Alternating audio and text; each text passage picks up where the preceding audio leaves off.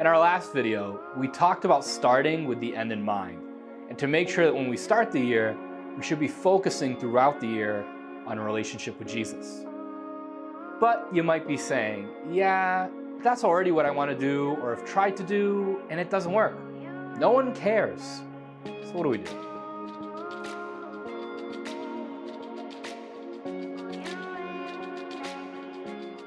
First thing we have to realize is that in general, people are moved by whys more so than whats. They need a purpose before content. For instance, there are former Catholics who we know who are taught their prayers, but they don't pray. There are a lot of former Catholics who receive sacramental preparation and who are initiated into the church, but no longer go to Mass. They may no longer see the need to pray or to go to Mass. So it may seem that they concluded they don't need this. There's no purpose or value here for them in their minds. Let's go even deeper and ask, well, did they even see the importance of Jesus? Did they believe God is real and that God's acting in their lives? See, someone not caring about their local Catholic church, a ministry we may run, or faith formation tends to be a symptom of something greater, of a bigger issue, of someone who hasn't first internalized a why, a purpose for the faith and for following Jesus.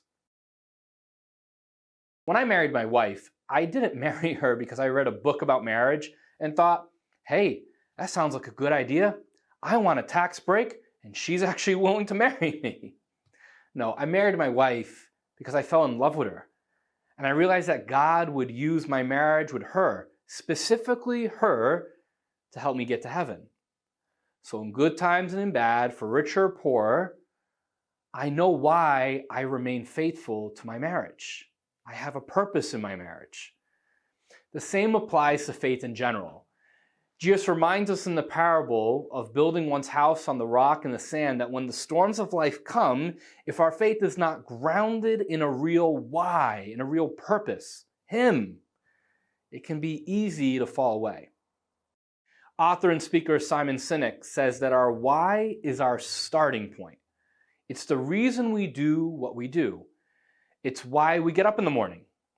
Whys, in general, have two parts: the overall contribution we want to make and the impact we want to have in life.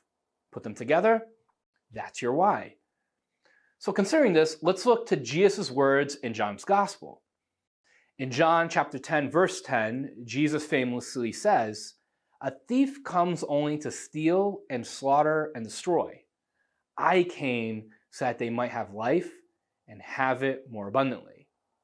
This is why Jesus, the second person of the Trinity incarnate, came to die and rise so that we may have life and have it more abundantly. This statement, this John 10:10, is the entire why for the gospel, the entire why for Christianity, the entire why for what we do in parish ministry. This why has often been called the kerygma, the Greek word for the first proclamation. It's the basic gospel message, namely that, 1, there is a God who made existence and loves us. 2, our sin destroyed that relationship. 3, God loved us enough to want to rescue us, dying to save us and rising from the dead. And 4, now we can have a relationship with Him and go to heaven. We can have life to the full, as Jesus says in John's Gospel. See, we have to give people this why before getting into the whats. Until someone accepts this why in their lives, we're going to really experience a lot of difficulty in our work. What's one of the ways we can do this? Well, in sharing this why, share your own why for following it.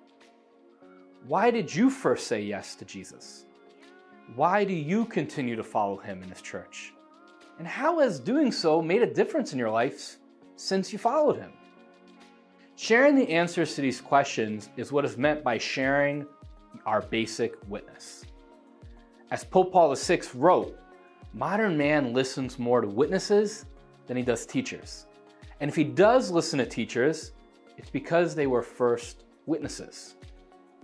So if you want someone to care, first give them a why. Give them the why of the kerygma. And when you do, make sure to share your why. Everything we do should connect back to this message, to this why, so that we can help individuals say yes to Jesus and put him at the center of their lives.